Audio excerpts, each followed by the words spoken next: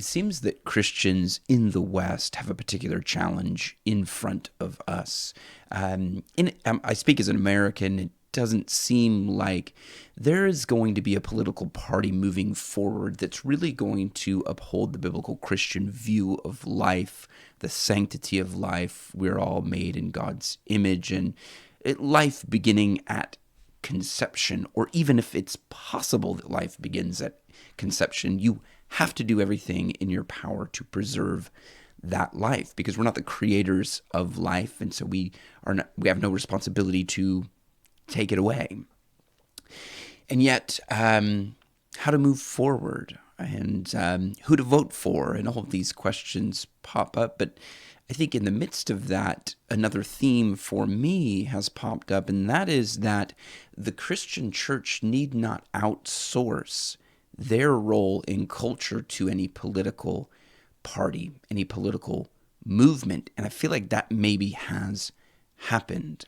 It's the church's responsibility to address a issue that is ultimately a heart issue and not really a political one, although for sure it affects politics. So I want to share a few clips from Timcast IRL, and then a clip from Trump sort of making an appeal to Christians here. Of course, this is an election cycle, but this conversation is really a eternal one in some ways. So I thought these guys had some really good input into the conversation to move the conversation in a direction that I think is more helpful as a Christian person. Talks about abortion, because they're always going to say that the Democrat handled that better. But I actually think J.D. Vance talking about we need to win Americans' trust on this issue and we need to be a full stop pro-family party was one of the best moments of the debate, and I think of this political season. I mean, he is really redefining issues that conservatives have struggled to speak about in a way that wins confidence from voters. Right, and I think the risk there is, maybe it appealed to moderates. That's been the play from the Trump campaign for the past several months is, start to pivot on abortion, go back to, let the states handle it. But the question is, what kind of effect is this going to have on the pro-life evangelicals and Catholics who are showing up to the polls? And basically, there's a huge percentage of evangelicals who show up just to vote against abortion. And I saw one poll from Barna that said participation this year from evangelicals is going down from 61% to 50%. So there's some kind of effect that this rhetoric is having on the willingness of evangelicals to show up and vote. And if they think there's not a pro-life candidate, they're not going to do it. So I'd be curious to get your thoughts on that. Or you don't have to share who you're voting for or how you're voting, but is that addressing the challenge that's in front of us?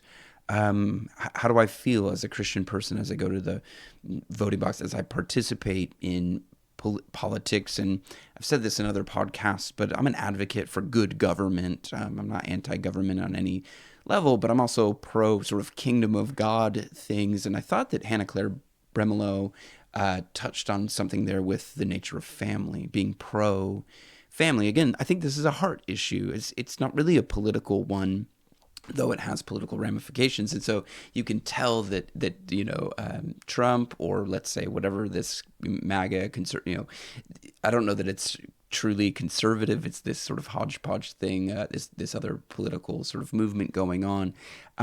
You can tell he really doesn't want to lose the Christian voters, and he's a little nervous that he will, I think.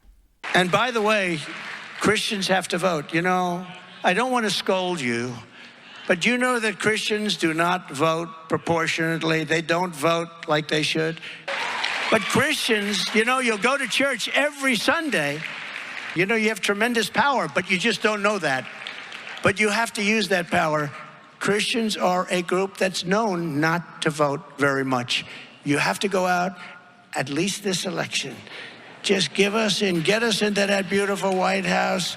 Vote for your congressmen and women. Vote for your senators. We will change this country for the better. This country will be great again like never before. You got to vote.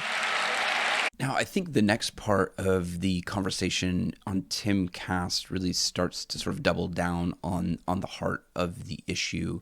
And for me, I'm asking the question of what is the church's role. I do think that we're in a bit of a shift, and I've been thinking about this since Paul Vanderklay talked about how we have sort of moved into a season of the church, of the communion of the saints, and the internet is sort of in a weird, mysterious way sort of bringing us together. And so what is the church, and where is the church, and what is the church's responsibility in this time to, I'm not sure about this, but essentially fill the void left by bad government.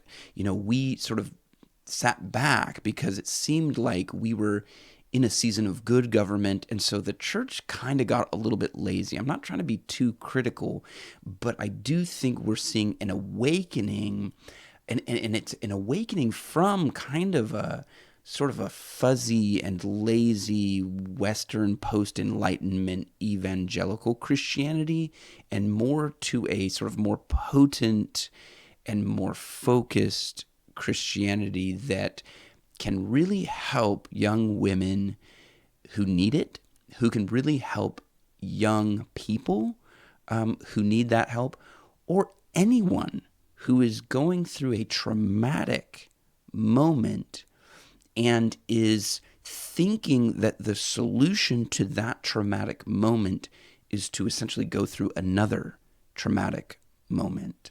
So I think you'll appreciate this part of the conversation as well. If you look at the way that the GOP is trending on abortion, it's pretty negative in the sense that now, J.D. Vance a few months ago came out and said that he's for the abortion pills, which is the way that 2/3 of abortions now happen. So, cards on the table, I'm about as anti-abortion as you can get as a Christian and a Republican. And I look at that and I hear people talking about that, in my personal life, not even just people who are as far in that issue as I am, but just like average, everyday, pro-life Catholic, something like that. And they're saying, the GOP is losing me on this one.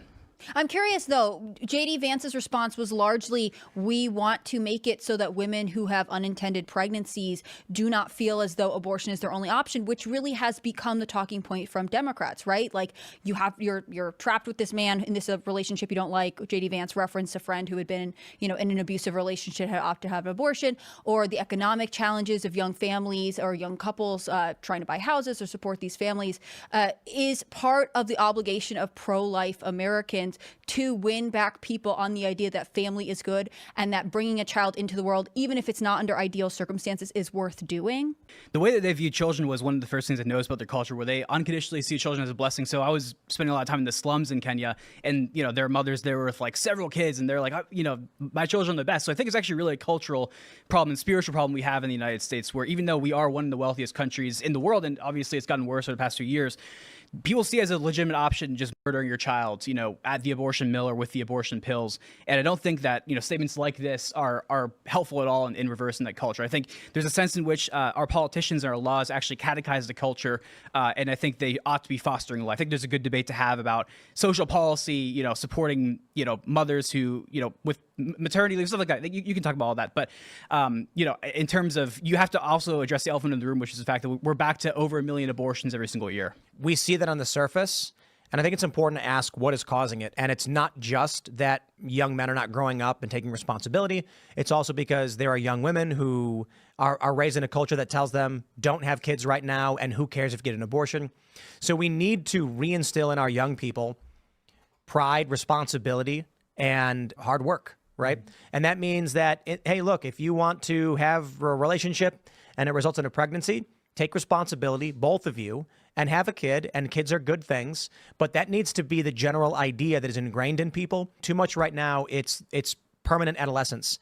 Young men are like, absolutely. I can play video games, I can drink beer and go out with my friends, I got no responsibilities. I think it was Pete Buttigieg who said this. He was like, men are freer when abortion is available. I think it's not just that we have, all this abortion. Ron Paul said it great. It shouldn't be illegal. It should be unthinkable. And that's the very libertarian approach. I like that, because socially, we should say a woman should never have to deal with the thought that she's in trouble. It should always be a blessing. And young men need to be men and carry a big old sack of bricks to build a house and be responsible. And there's pride in that. And so there, I think we have, again, a positive movement in a topic that needs good dialogue. I think that it gets politically charged when it stays in that realm. But just the vision of family, the vision of how God has created humanity to live, to exist, to grow and multiply and be fruitful, even in times of chaos. I was chatting with somebody talking about the fact that we're sort of in exile in Babylon, and yet God's encouragement to his people was to continue on and to be fruitful and multiply. Yes, you're sort of in occupied territory at that point, and you can't really expect a sort of secular world to live with biblical Christian principles, but we also don't throw up our hands. Now, I think we need to become very nuanced and, again, very intentional. And when I say we, I mean the church, very intentional about how we engage in this topic. I don't think it's good enough just to say, well, I'm anti-abortion. I do think that there are people who actually would be refreshed if they heard Christian people articulate the Christian vision for life and for family and for communities to come around one another and support them and help them, even through traumatic experiences like rape or something that might result in a pregnancy. And then the hope would be that there would be restoration and healing, despite the fact that this beautiful thing, a pregnancy and a new life, was the result of an evil thing. And again, outside of the gospel of Jesus Christ, outside of the resurrection of Jesus Christ, I don't know how you help somebody through that. And of course, within a secular society, the default is towards something that's easy and convenient, without taking into consideration what we're truly doing. And so, difficult topics to talk about, but thank you for being here and finding this. If this is helpful, meaningful to you, share this with a friend. Let me know what you think. I really would love to hear your comments on this, and I will try to find good resources for people who need alternatives to abortion. And if you know of something like that, please let me know. So I'll catch you in the next one.